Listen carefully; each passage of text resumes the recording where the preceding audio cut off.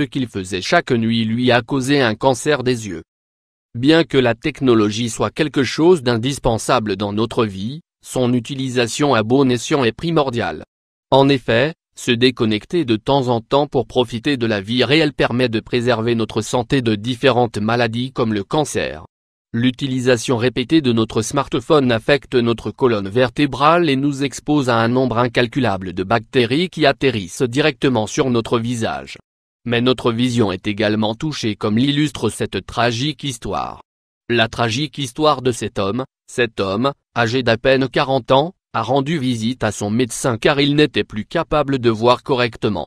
L'humeur vitrée de son œil, c'est-à-dire la substance transparente et gélatineuse située entre le cristallin et la membrane de la rétine, est devenue rouge à cause de sérieuses blessures. Il avait la mauvaise habitude d'utiliser son téléphone mobile avant de dormir. Ce monsieur l'utilisait pendant au moins une demi-heure alors que la lumière de sa chambre était éteinte. Cette mauvaise habitude a conduit selon le médecin, et après plusieurs examens, à l'apparition d'une tumeur cancéreuse de l'œil. Un lien prouvé par une étude scientifique sérieuse. Des chercheurs allemands de l'université d'Essen ont fait une étude et ont prouvé que l'utilisation régulière des smartphones triplait le risque de l'apparition du cancer de l'œil. Ils ont en fait examiné 118 patients souffrant de ce cancer, étudié leurs habitudes concernant leur téléphone mobile et les ont comparés avec un groupe de 475 personnes qui n'en souffraient pas. Les résultats de cette étude parus dans le January Epidemiology Journal ont confirmé que le premier groupe utilisait beaucoup plus leur téléphone portable. Le cancer de l'œil se caractérise par des symptômes peu typiques susceptibles d'être à l'origine d'une autre maladie des yeux. Des yeux larmoyants, qui brûlent ou qui picotent ne sont pas forcément les symptômes d'un mélanome. Car les symptômes dépendent de la localisation de la tumeur, c'est-à-dire au niveau de l'iris ou à l'intérieur de l'œil.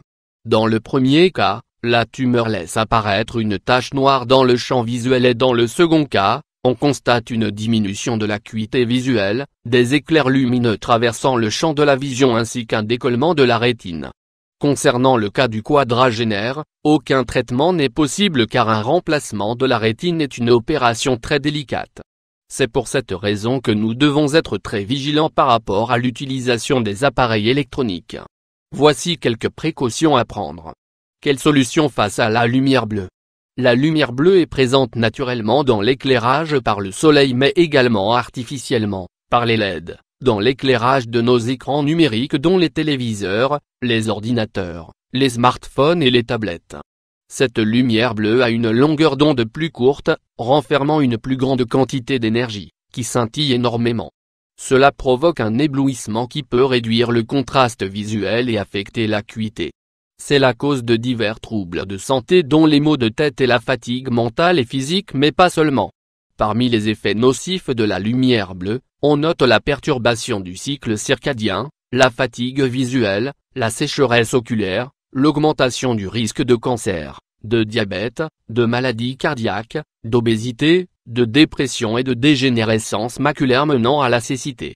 Cependant, des solutions existent pour limiter les effets nocifs de la lumière bleue sur notre santé comme porter des lunettes possédant un revêtement spécial anti-lumière bleue, éviter d'utiliser les écrans le soir et la nuit, régler la luminosité de l'écran, nettoyer régulièrement les écrans des appareils électroniques pour réduire l'éblouissement, cligner des yeux plus souvent, ajuster le positionnement de l'écran afin qu'il soit bien en face du visage, à une distance sécuritaire des yeux, augmenter la taille du texte, faire une pause de 20 secondes toutes les 20 minutes et regarder quelque chose qui se trouve loin, limiter la quantité de temps passé devant les écrans.